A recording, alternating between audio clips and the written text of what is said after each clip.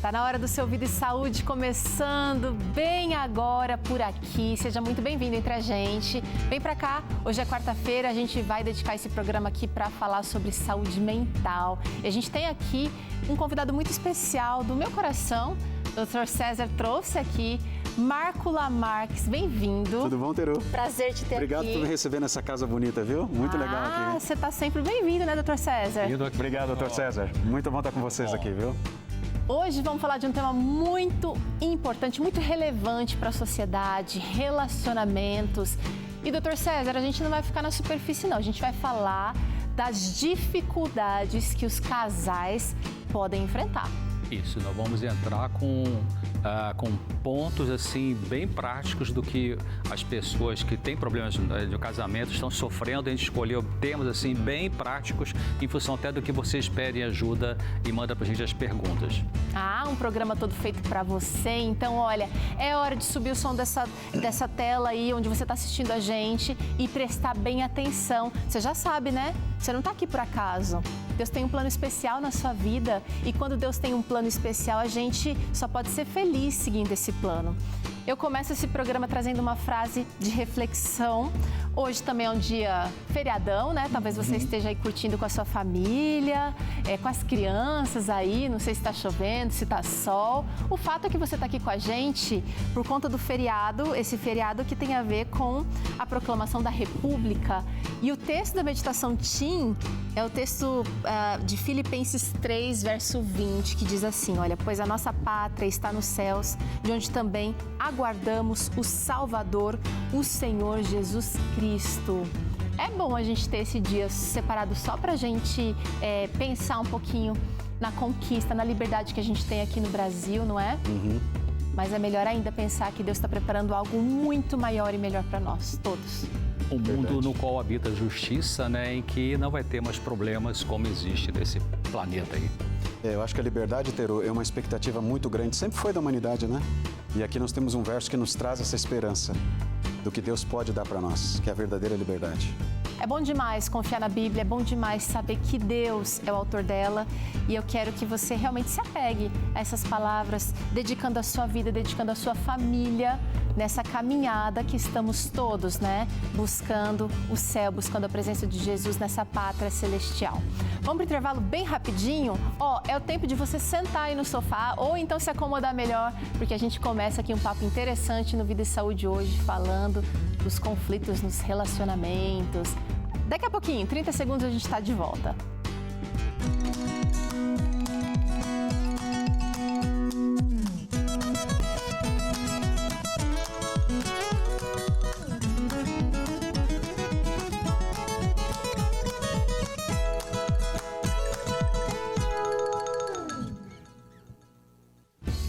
Vida e Saúde de volta, vem pra cá que a gente vai conversar um pouquinho sobre as dificuldades do casal. Com a gente aqui, você já sabe, que está acompanhando aqui desde o comecinho do programa. Vou chamar de pastor, porque é meu pastor, tá? Mas ele é especialista em relacionamentos, tem um doutorado nessa área, é um privilégio tê-lo aqui com a gente novamente. Obrigado, Teru. E doutor César, todo casal tem dificuldade. Pode ser o mais assim, que dá certinho, os velhinhos juntinhos ali, tem dificuldade. Desde que houve a queda de Adão e Eva, né, há quase 6.000 anos atrás, até hoje, nunca mais existiu uma família perfeitamente funcional. Nem de Ellen White, nem de qualquer pessoa que você pensa assim, era mil maravilhas. Não. Todos nós temos dificuldade, é verdade, alguns casais são bem complicados, né?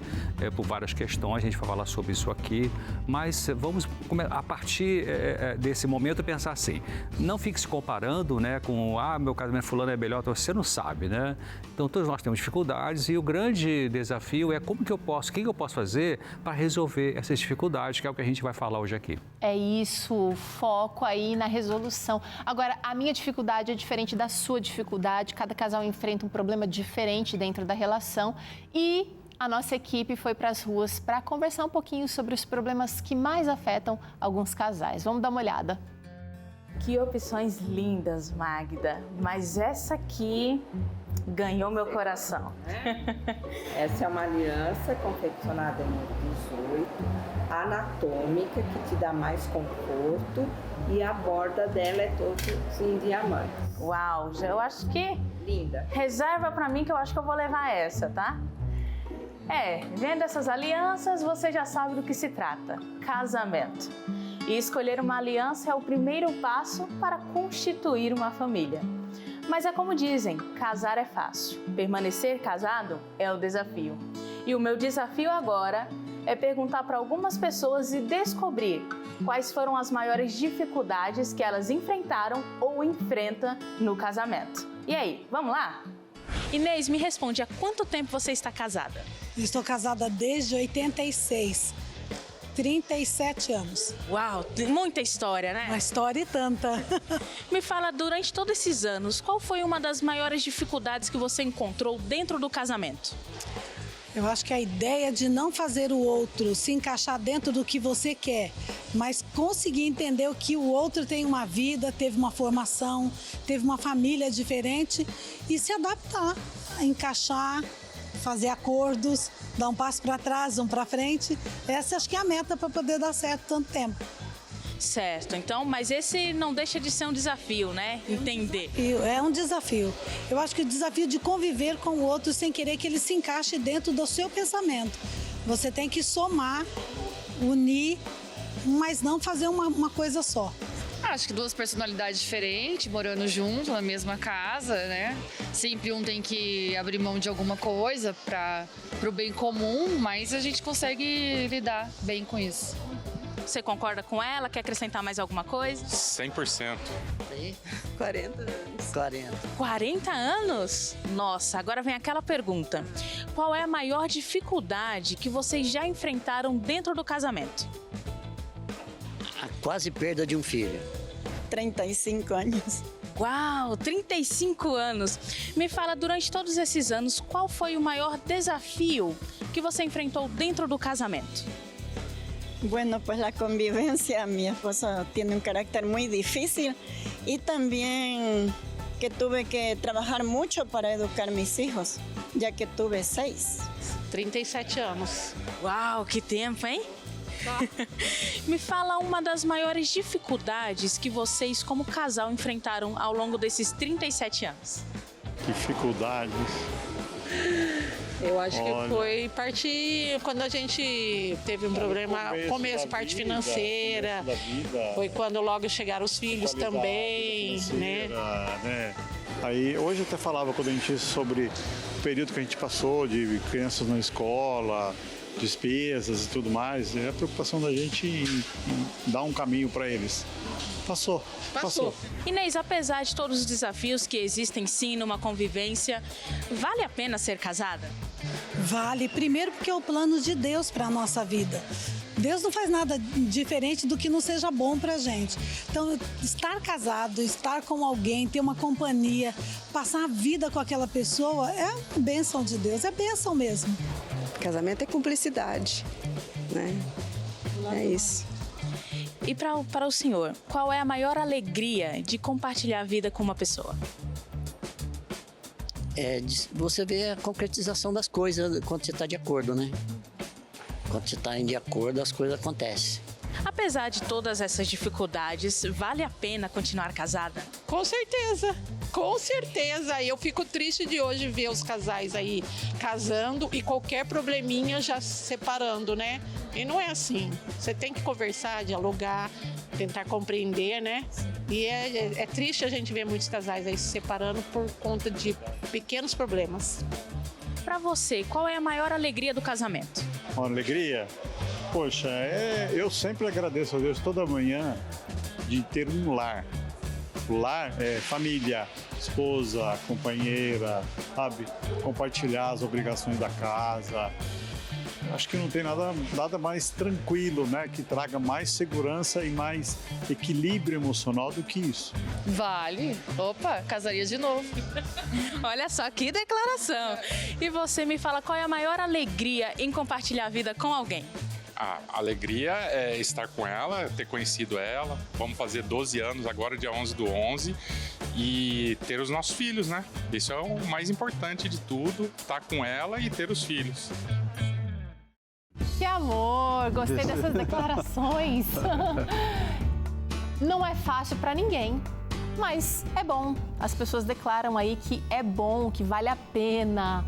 Eu acho que a gente precisa começar aqui essa nossa conversa, esse nosso entendimento hoje, pensando em quais seriam as características de um bom casamento. Eu acho que a gente pode ter várias fontes aí para essas características, se a gente olhar para o panorama atual. Mas quais seriam as características segundo o que Deus pede para a gente, pastor? A gente pode começar com um pensamento do escritor bíblico Paulo. Ele fala em Romanos 14:7, ninguém vive para si e ninguém morre para si.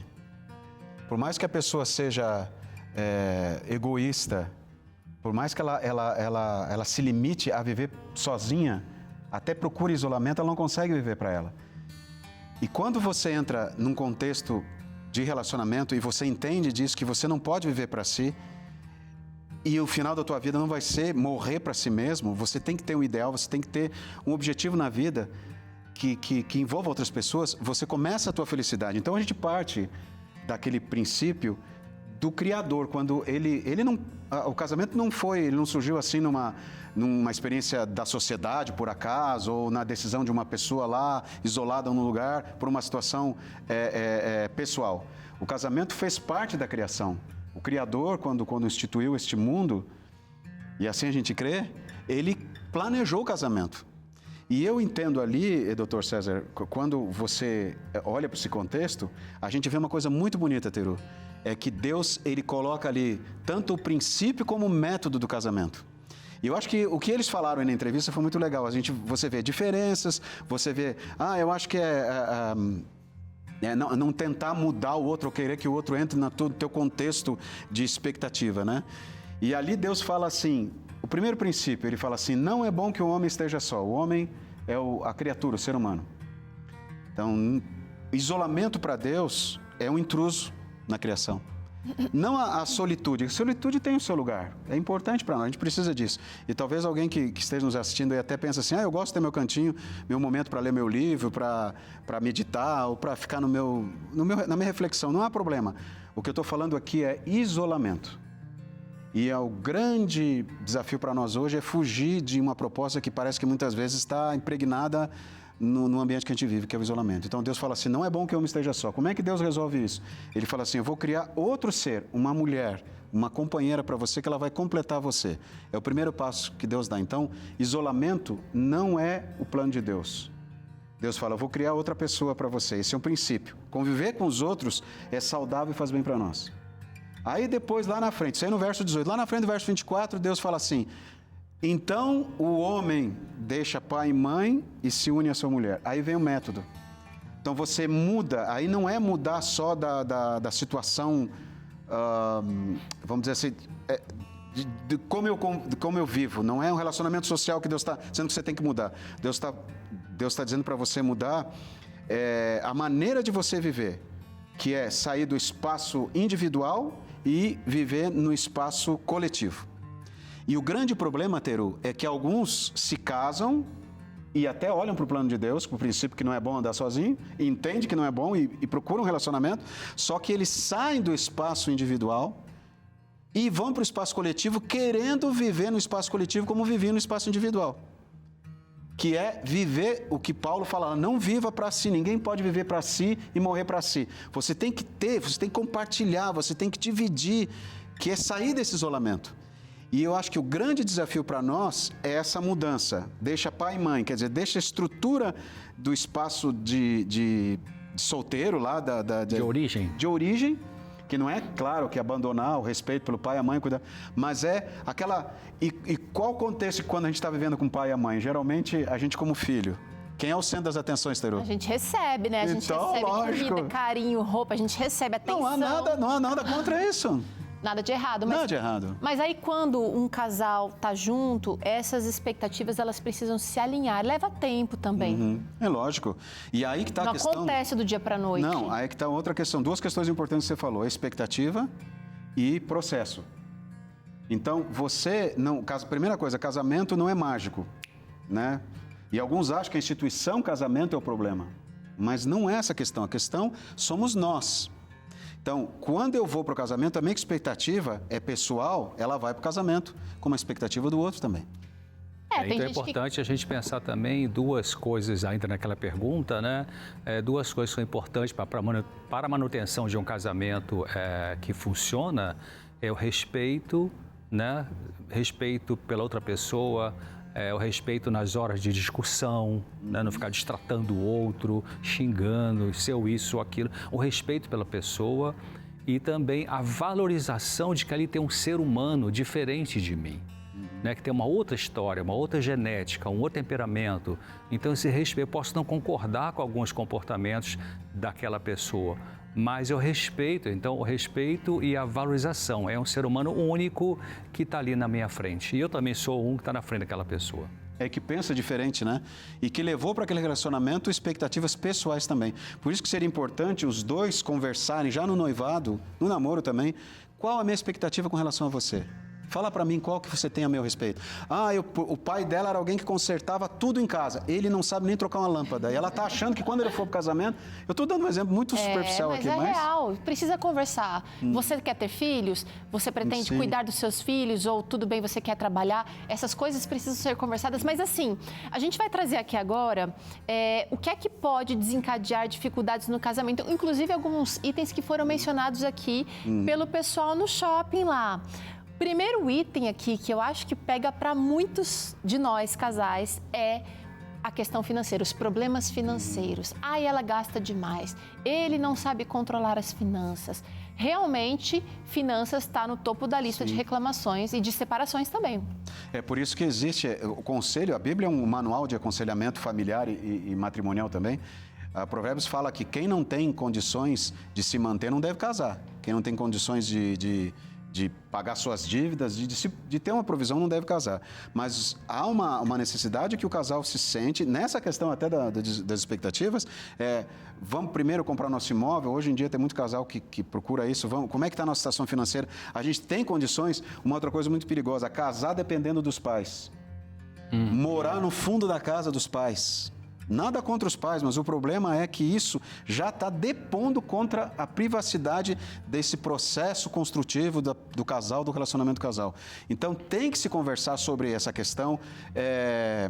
Vamos ter conta conjunta, não vamos? Como é que nós vamos sobreviver? Quais são os gastos? E alguns sinais, às vezes, e até patológicos, né, doutor César? Às vezes a pessoa vê no outro problemas graves de gastos que nem sempre são justificáveis. Aí a gente vê uma pessoa compulsiva para gastar. Não, mas quando casar vai acabar. Não vai acabar, senão essas questões não são resolvidas só porque está na frente lá do padre, do pastor, do altar e tal, e juiz de paz. Essas coisas têm que ser resolvidas antes, né? Então, tem que casar. O problema financeiro é um problema que pode ser complicado, porque, como foi dito aqui, o pastor falou, tem pessoas que são muito destrambelhadas, pessoas não têm noção de economia, né? Não se organizam. Não se organiza, então isso pode complicar. E uma coisa importante, que agora eu lembrei que o doutor César falou, é muito importante colocar lá. Um dos dois sempre vai ser mais organizado para a questão financeira. Então, quem sabe até os dois conversarem, olha, o que você acha de você cuidar da nossa parte financeira?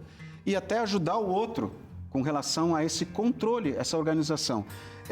E uma coisa importante que eu costumo falar para os noivos, Teru, façam um orçamento juntos antes do casamento. Legal. Até para a festa do casamento, até para a viagem de lua de mel, façam já o orçamento.